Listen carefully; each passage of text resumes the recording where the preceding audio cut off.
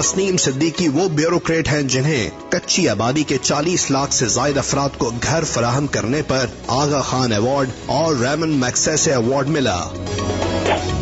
جانو اور جانتے رہو۔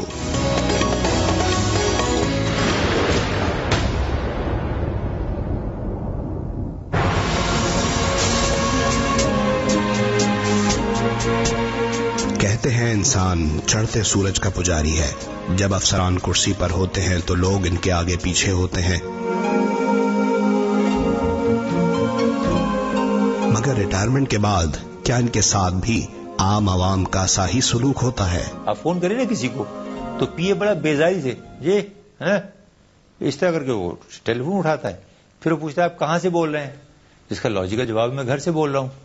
اب اس کو تسلی نہیں ہوتی، وہ کہتا ہے آپ کا گریڈ کیا، آپ کا اسٹیٹس کیا ہے، آپ کہاں کھڑے ہیں، آپ کو میں ملاؤں، اس قابل ہیں کہ نہیں۔ جو اپنا پرانا اسٹاف ہوتا ہے وہ کچھ کوآپریٹ کرتا ہے، کچھ دیر تو وہ ساتھ دیتا ہے آپ کا، پھر اس کے بعد وہ بھی چلے جاتے ہیں۔ Once a general always a general, اور بریگیڈیئر آلویز اے بریگیڈیئر۔ ہمارے ہاں تو کوئی ٹائٹل بھی نہیں ہوتا، نہ ہم کو ڈاکٹر ہیں نہ ہم کو انجینئر ہیں، تو ہمارے تو کوئی نام سے پہچان لے تو پہچان لے، اس کی بڑی مہربانی، اگر نہیں پہچانے تو اس کو بھائی بتانا پڑتا ہے کہ یار ہم بھی کبھی سرکار میں تھے۔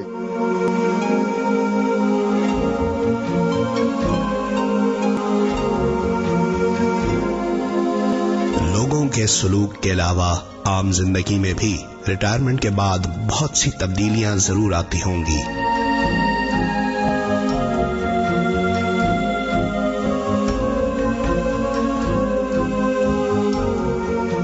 سرکاری نوکری میں آپ 24 گھنٹے میں سے 6 گھنٹے دوسروں کے فون اٹینڈ کر رہے ہیں، ان کے مسئلے حل کرنے کے لیے، زیادہ تر ناجائز یا ایسے جو کہ کام ہو نہیں رہے ان کے، تو وہ کہہ رہے ہیں جی آپ کو کام کراؤ، جیسے غالباً آپ کی نوکری سے اس کا کوئی تعلق نہیں، وہ 6 گھنٹے آپ کے بچ جاتے ہیں ریٹائرمنٹ کے بعد۔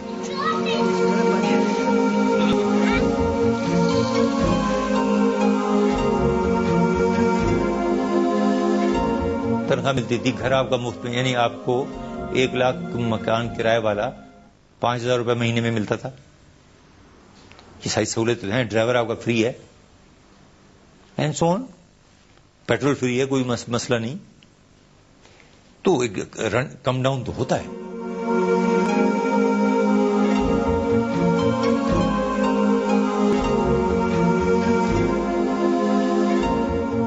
اپنے آپ کو سمجھانا پڑتا ہے، اپنے آپ کو کرنا پڑتا ہے۔ میں نے تو اپنے آپ کو انوالو رکھا، کسی طرح سے روٹین اپنی وہی رکھی، کوئی بھی مجھے کام کرنے کو ملے تو وہ میں کر لیتی تھی، لیکچر دینا ہو یا کچھ کرنا ہو تو I use to do it willingly, تاکہ there some thing to do.